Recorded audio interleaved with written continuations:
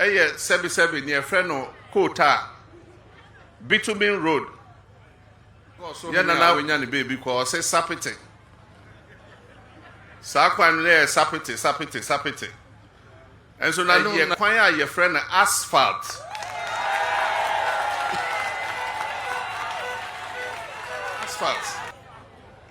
Na mi wogidie say afia ebe 2027 eko na wie na eche say sa kwan yi eko pem sampa na ya ye wie.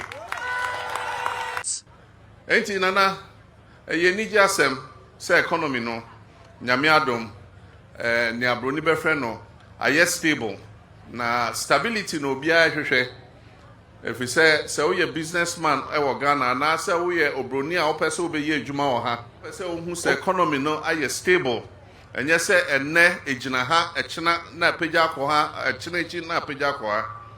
Nti afi Welcome everyone to this custom deep dive. Today we're going to examine a brief but honestly a highly significant news excerpt regarding government infrastructure spending. Yeah, it's a really interesting piece of reporting from 3 News GH. Exactly. And our mission today is to look at the government's major road infrastructure program. It's officially dubbed the Big Push. So, okay, let's unpack this. Right, well, the Big Push is basically exactly what it sounds like. It's this massive initiative to pave and upgrade roads across the board. But as with any massive public works project, the physical asphalt is really only half the story. Oh, definitely. The core fact here is that the minority in Parliament is making a formal call right now.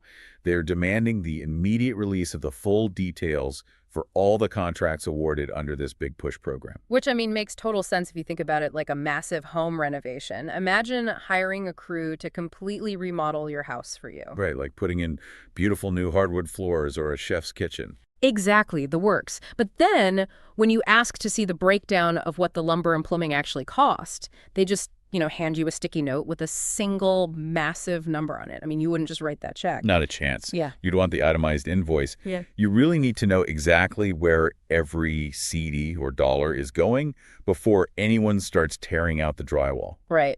And just to clarify for anyone listening who might not be super familiar with a parliamentary setup, the minority is essentially the opposition party.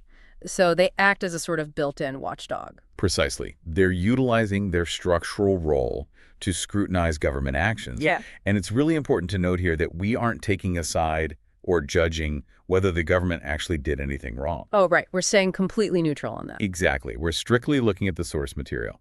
This is simply the opposition doing its job, demanding the receipts as part of their oversight function. They're specifically calling this move critical for transparency and accountability. But let me play devil's advocate for just a second here. Isn't this kind of just standard political theater? Governments already have internal auditors, right? They do, yeah, that's true. So why demand this massive data dump of itemized contracts so publicly? Could there even be, proprietary issues with contractors sharing their exact profit margins and supply chains? Well, that's actually a very common pushback. But what's fascinating here is that the focus isn't on the physical roads themselves or even proprietary secrets. It's about the invisible machinery of public contracting. The invisible machinery. I really like that phrase. So what does this all mean then? Is demanding these contracts just routine procedure, or does it change how massive infrastructure projects operate? Well, to synthesize the minority's stance from the text, they are essentially arguing that without those granular contract details, genuine accountability for the Big Push is mathematically impossible. Wait, mathematically impossible? Walk me through that. How does this invisible machinery actually work? Okay, so let's look at how public procurement functions.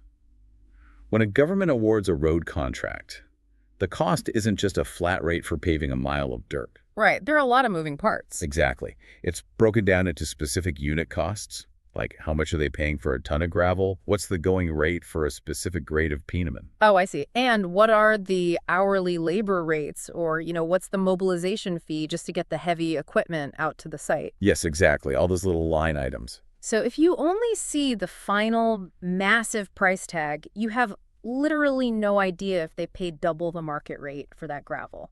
Or worse, you wouldn't know if the government paid for a premium grade of weather-resistant asphalt, but the contractor actually poured a cheaper, thinner layer to pocket the difference. Wow, yeah, that makes a lot of sense. Right.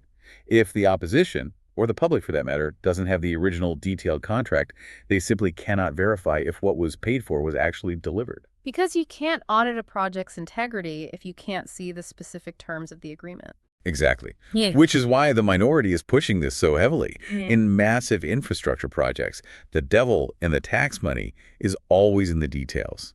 Transparency isn't just a buzzword here. It's the actual mechanical process that ensures public trust in public works. Precisely. It's the blueprint for how a nation's wealth is transformed into public good. This really brings it home because, while parliamentary disputes over contracts might sound a little dry or bureaucratic at first glance, they ultimately dictate how public resources are managed. They really do. It's about how the very roads you drive on every single day are built and what they actually cost. Yeah, it affects everyone directly. And that leaves us with a final thought to mull over. What if we didn't have to wait for an opposition party to demand the receipts? Well, that's an interesting question. Right. If governments were required to make every single infrastructure contract public by default, like just pinning that itemized invoice to the front door of every new project before a single shovel even hits the dirt, how would that fundamentally alter the way a nation is built?